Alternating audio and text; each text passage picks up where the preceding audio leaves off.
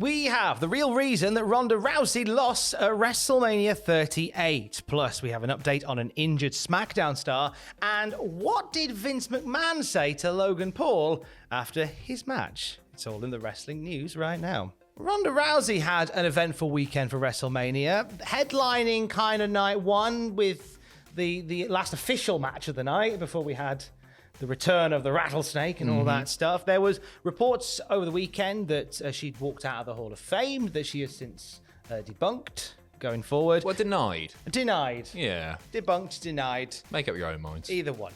The Wrestling Observer gives us some details on the match that went down, because, I mean, amongst all of this, I was very surprised that Ronda lost. It kind of felt like the booking was going in place to have Ronda beat Charlotte. It looked Do you think? yeah, but there's a reason for that, according to Uncle Dave at least. He says Charlotte Flair beat Ronda Rousey to keep the SmackDown title after a ref bump. The idea is for this to be a long-term program, and thus the belief was Flair had to win the match, even if Flair got the better of Rousey as well in the angles leading up to it. One thing that looks obvious is that Rousey is not going to be over and have the meaning that she did have when she first came.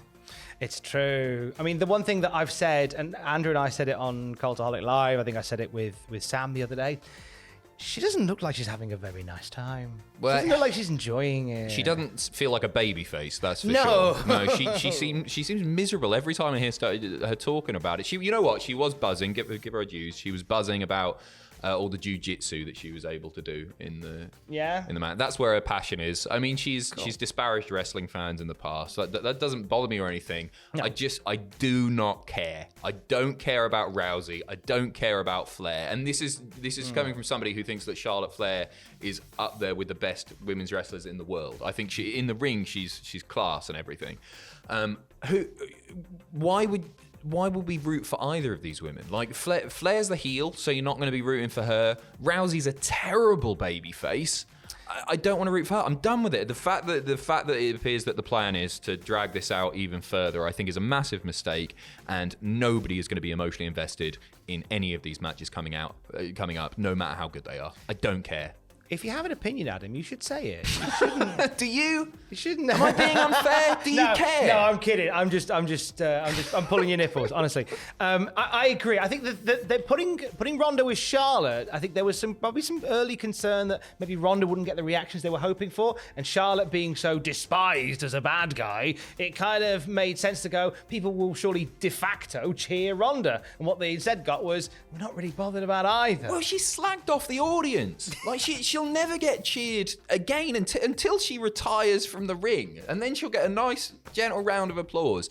I think they're going to really struggle to make people give a toss about her. I don't. It's not the same Rousey as when she debuted. But do you think if, and I think the problem is there's so many that come in and this happens whereby they lean into the heelness and become great heels, which is why there's so many good heels around the moment, not enough faces. Do you think if Ronda leans into that kind of malaise, she could become phenomenal? As a heel? Yeah. Oh, I think 100%. So. No, she can be I don't want to be here. I'm not bothered. Have a match, 3 seconds, break someone's arm. I don't want to be here. You're all rubbish. Yeah, lean into that. That's great. And it's organic, and people would despise her for it. Play us like the fools we are. Don't try to do something that just clearly isn't going to work. And I don't want this to continue. I think it was one of the... Not that it was a bad match or anything, but it didn't deserve to main event. It wasn't one of the better matches on either night. I'd put it in maybe even like bottom 3 or 4 across the whole weekend. Well, the one thing I noticed on night 2 was when they were playing video packages and vignettes and stuff about night 1, they didn't really mention Charlotte and Ronda. In fact, when you look at the video package for night 1, the following night, the last match that you see is Becky and Bianca, at least on my versions I saw. Like they seldom referenced that. They kind of pretended that Becky and Bianca was the main event as well as There Austin. were highlights they could have cut to, though. Some cool moves and stuff. Yeah. It's just moves don't mean anything if the story's not there and there's no reason to invest. So bollocks to it, don't do it. Stop, change your plans. That's my favourite country western song, that is. SmackDown tonight. One person who sadly will not be there is Rick Boogs. Boogs suffering an injury in the opening match of WrestleMania.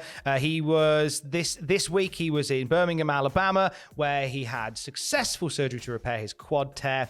He's heading home home this weekend where he'll begin recouping. And this is an injury. Now, it depends because you had Triple H, who was out for the better part of a year with a quad tear. You had Vince McMahon, who came back after 2 quad tears about 4 weeks later.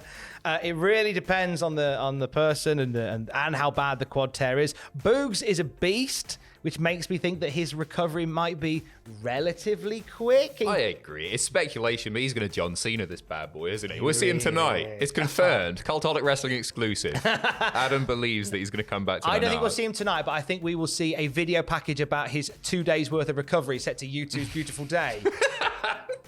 Good luck to him. I was gutted for the guy because it was his biggest match ever. It was the biggest match of his career and everything. Opening match, and it really was deflating. And I'm glad that WWE picked up and just cracked on and produced 2 nights of great wrestling and everything. But it was very disappointing, and it was one of the only real weak points of a great weekend, wasn't it? And so get well soon, Boogs. And he's so over. He's so over. Really he's class, and he's great fun.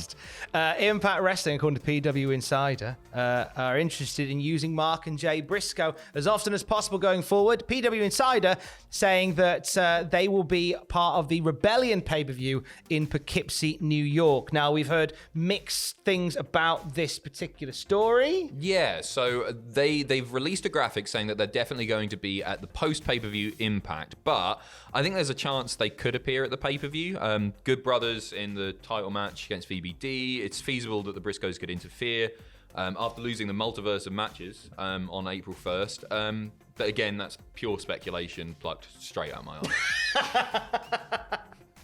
Okay. We'll see. We'll see. We will see. NXT UK, we'll have a little dip into these lads. Ilya Dragunov's got new music, and he's got new graphics and stuff. It looks very nice. I just watched the Roddy match that was taped about 4 years ago, it feels now. It's weird how they tape so far in advance to the point where it's like, is it still the pandemic in the BT Sports studio? They've just got no fans. Also, Mark Andrews are back from injury. We're happy to hear Mark Injury is back from Andrews. Good for him. Love the guy. Thank you, Mark Andrews. He had me on his BBC Sounds podcast, My Love Letter to Wrestling, recently. That's got fans. Had a nice chat with Mark Andrews. I'm pulling it back. Thank you, Mark Injury. My love letter to Andrews. Appreciate your time. What did Vince McMahon say to Logan Paul as Logan Paul walked through the back after his match? I'm sorry, I love you. I don't know, Tom. What did Vince McMahon say to Logan Paul? So Logan Paul on the MMA Hour with Ariel Helwani said as he walked through the back, he shook hands with Vince McMahon, and Vince said, "Trust me, pal, your future is here."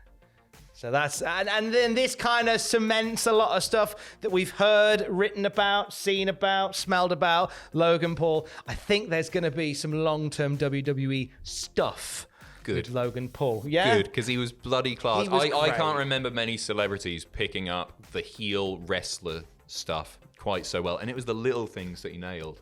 He got the facials right. He was working the hard cam spectacularly. Love him or hate him, and I don't especially like the guy as a person. That doesn't matter. If somebody's entertaining, I want to watch him right. But he nailed it. He absolutely nailed it. I think he was tremendously fun to watch. I don't want to see him as a babyface again. No. I just think stick with the heel stuff. And apparently it was in his contract that he was going to be presented as a babyface toward the end of that deal. But he was class. I really, really enjoyed the match. I did see a quote on Instagram, and it might be from the same. Might be from the same interview, but him saying well, I thought my future was in boxing or something like that, but now I'm thinking, wrestling is the way to go. From Logan Paul, from the horse's mouth. I saw something quite interesting on Instagram. There's somebody making a lovely macaroni cheese, and then they had a picture of their dog. More news throughout the day at Cultaholic.com. Smashed it. It's did great, mate. There's hardly that was a good news video. All right, fair point, well made. There's only a couple of these left. There's literally only a couple of those, Tom. There's 2. Cultaholic.com. I checked just before we came in. Jeepers, get them gone! Quick, it'll lift the curse. Cultaholicshop.com. More news throughout the day at Cultaholic.com. Stay safe. Love you. Bye.